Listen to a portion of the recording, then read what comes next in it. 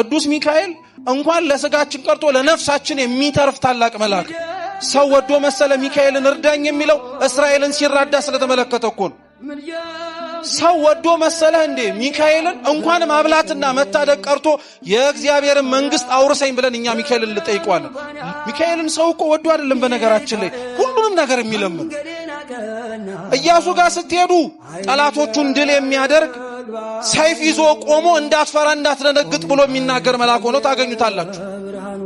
ኦሪት ዘፍጥረት ምዕራፍ 16 ላይ ብትፈልጉት ከአጋር ጋር ልጇን ይዛ ስትሰደድ አይዞሽ አትፍሪ ብሎ ሲያበላት ሲያጠጣት ሰው ወዶ መሰለ ሚካኤልን እንጀራ የሚለምነው አጋርን ሲያበላት ስላየኩ ዳንኤልም በትንቢቱ ላይ ተናግሯል ከዋነኞቹ አለቆች መካከል አንዱ ሚካኤል ምን ሊያረጋይ መጣ ብሎ ሊረዳይ መጣ ብሎ ሚካኤልን በምኑ ታውቁታላችሁ ከተባላችሁ በንግግሩ ነው ሚካኤል በንግግሩ ይታወቃል